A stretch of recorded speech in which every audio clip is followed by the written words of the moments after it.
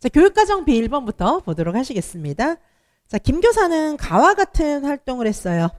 자, 어떻게 했습니까? 김 교사는 먼저 식초와 베킹소다 이걸 활용해 갖고 화산이 폭발하는 것처럼 이렇게 한 거예요. 자, 이거는 뭐냐 하면 진짜 땅에서 막 마그마가 끓어오르는 그런 실험 할 수 있습니까? 이거는 이제 어떤 하나의 모델 활동이에요. 모델링. 그렇죠? 이게 이제 여기에 진짜 화산 막 마그마가 끓어오르는 실험 이런 거 할 수 있어요? 못 하잖아요. 그렇죠? 자, 그런 경우엔 모델.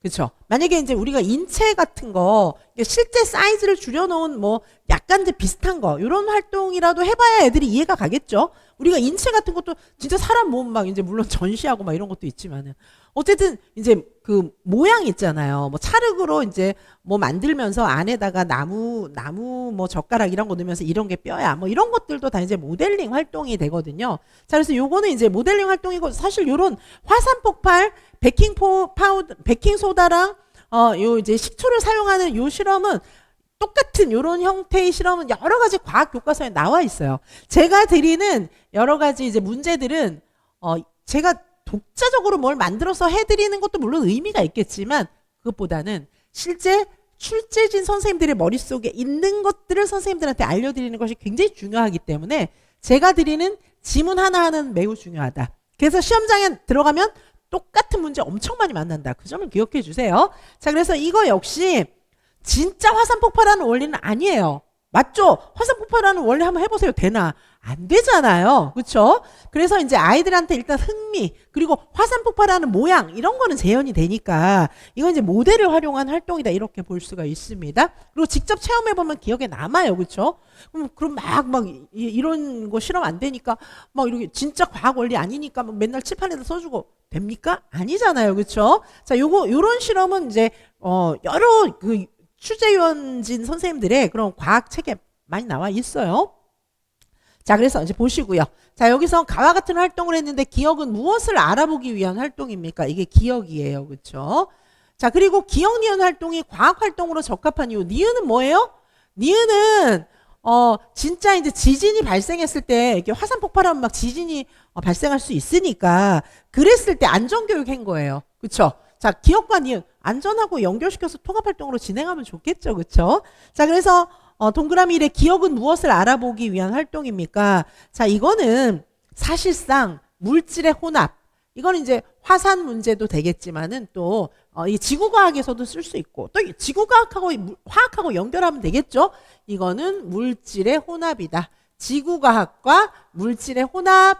자, 여기 무엇이 화산을 폭발하게 만들었을까요? 진짜 화산은 아니지만은 지구과학에서 이런 화산 폭발 지진 이런 현상도 있다라는 걸 설명하면서 물질의 혼합이죠. 그렇죠? 이게 이제 식초랑 베킹 파우더를 이제 혼합을 하면 이런 현상이 생길 수 있다. 여기다 빨간 물감까지 섞으면 이제 애들이 환호 지르고 막 너무 재밌게 수업할 수 있겠죠. 자, 그런데 이거는 결국은 물질의 혼합과 화학 반응에 관한 실험이다. 이렇게 볼 수가 있고요. 자, 그리고 동그라미 2에 기억과 니은 활동이 이 기억과 니은 활동이 과학 활동으로 적합한 이유는 뭡니까?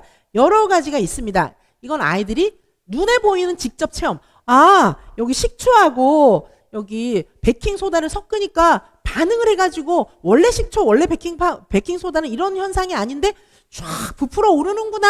와, 신기하다. 자, 이렇게 직접 체험을 통해서 신기해하면서 또 뭐예요? 지진에 대한 경각심 그리고 지구 현상에 대한 그런 주의 집중 뭐 이런 것들을 다 끌 수 있다는 그런 여러 가지의 장점이 있겠습니다. 자, 이런 내용을 이제 답으로 쓰시면 되겠습니다. 자, 그래서 여기 해설해 보시면은 자, 직접 체험할 수 있고 호기심 자극도 되고 자, 기억은 무엇을 알아보기 위한 활동입니까? 물질의 혼합, 화학 반응. 그렇죠? 그리고 기억 니은 활동이 과학 활동으로 적합한 이유는 직접 체험이다. 자, 그리고 실생활에서 필요한 과학 안전 지식, 뭐 실험을 통한 학습과 안전 교육 이런 게 가장 적기에 이루어질 수 있다. 뭐 이런 장점이 있겠습니다. 자, 그다음에 계속해서 여기 2번 나 사례를 보도록 하시겠습니다. 여기 보시면 나의 사례에서 사용된 과학 과정 기술. 과학 과정 기술 굉장히 중요하겠죠. 과학 과정 기술은 계속해서 시험에 나오는 그런 내용 중에 또 하나입니다. 자, 여기 보시면 동그라미 1은 뭡니까? 유아들은 교실에서 화분에 심은 씨앗이 자라나는 모습을 관찰하고 있어요. 그렇죠? 화분에 심은 씨앗이 자라나는 모습을 관찰하고 있다. 그리고 다음 주에 어떻게 변할까요? 요거 예측이 되겠죠. 다음 주에 어떻게 될지를 예상해 보는 거. 자, 이건 예측이 되겠습니다. 자, 예측 활동, 현재 상태를 관찰하고 현재 상태를 기반으로 해서 다음을 예상해 보는 거. 예측 활동이 되겠습니다. 자, 그 다음에 동그라미 2는 무엇입니까? 우유를 따뜻한 곳에 놓아두면 빨리 상하는 걸 관찰했어요. 자, 우유가 왜 이렇게 빨리 상했을까라고 물어봤어요. 유아들은 따뜻한 온도에서, 자, 그 이유, 따뜻한 온도에서 우유가 상하기 쉬운 그 이유를 생각해 보았다. 원인을 생각해 본 거죠. 미래를 예측해 본 게 아니라 이건 원인, 상한 원인을 생각해 본 거, 원인을 되짚어서 생각해 보는 거, 요거는 추론이다. 이렇게 보실 수가 있겠습니다. 자, 추론입니다. 자, 여기는 논리적으로 생각해 보는, 논리적 결론, 논리적 원인을 생각해 보는 거. 이런 건 이제 추론이 되겠습니다.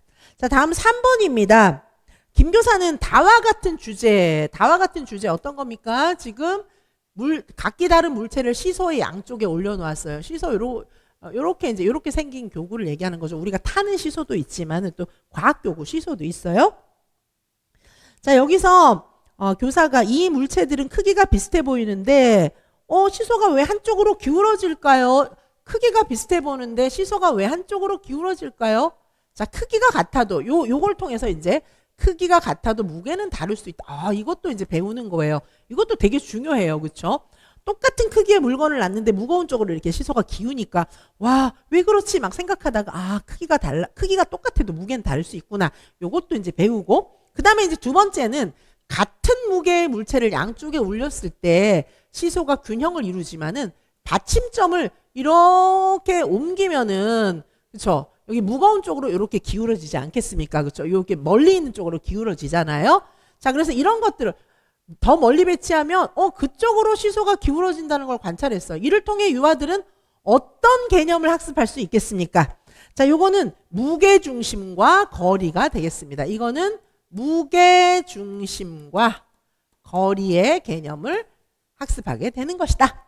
자, 그래서 서로 다른 무게의 물체를 양쪽에 놓고 더 가벼운 쪽의 물체를 받침점에서 더 멀리 배치해서 시소가 균형을 이루는 것도 실험하는 거예요.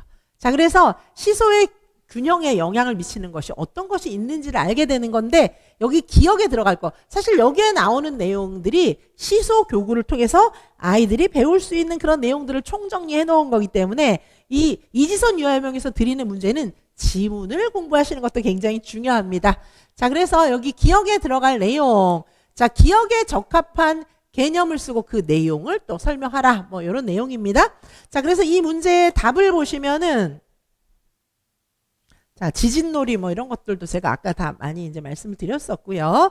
자, 그 다음에 여기 내용을 보시면, 자, 무게중심과 거리다. 자, 무게중심과 거리고, 자, 물체의 무게뿐 아니라 물체가 받침점에서 얼마나 멀리 떨어져 있는지, 뭐 이런 것도 굉장히 균형을 유지하는 데 있어서 중요한 개념이다. 뭐 이런 내용들을 보실 수가 있겠습니다. 자, 그리고 이 밑에 보시면 정답 해설과 함께 지문 해설, 자, 자세하게 설명해 두었습니다. 자, 이 지문 해설까지 자세하게 보시면 되겠습니다. 자, 시소 활동으로 우리는 아이들이 뭘 알게 됩니까? 이제 앞에는 자세한 해설이고 결국은 이 내용을 정리해 두시면 되는 겁니다. 시소 활동으로 무게중심, 무게, 거리, 균형, 이런 것과 관련된 개념들을 알게 되는 겁니다. 자, 결국 유아가 얻게 되는 지식 뭡니까? 물체는 크기가 같아도 무게가 다를 수 있다. 아까 첫 번째 문장에 나온 거였어요. 그 다음에는 물체가 무거운 쪽으로 시소가 기울어진다. 요거랑 그 다음에 같은 무게, 다른 무게, 같은 무게의 물체라면은 무게 중심에서 먼 거리 물체 쪽으로 시소가 기울어진다. 그 다음에 다른 무게의 물체라 할지라도 거리를 조정하면 시소는 기울어지지 않을 수 있다. 자, 이 내용이 전체가 다 시소 활동을 통해서 얻을 수 있는 그런 과학 지식의 내용의 전체 요약이었습니다. 자, 요즘에는요, 과학 지식에 관한 문제도 많이 나오고 있어요. 그러니까 예전에 이제 빛과 그림자에 관한 지식을 물어본 문제도 나온 적이 있고, 그 다음에 작년에는 소리는 진동으로 전파된다라던가 과학 지식에 관한 문제를 묻는 문제들이 계속해서 출제되고 있기 때문에 1번처럼 이렇게 과학 지식에 관한 문제들도 익혀두셔야 하겠습니다. 자, 그러면 저희는 계속해서 잠시 후에 2번부터 또 계속해서 보도록 하시고 잠깐 쉬었다가 또 2번부터 계속 보시겠습니다.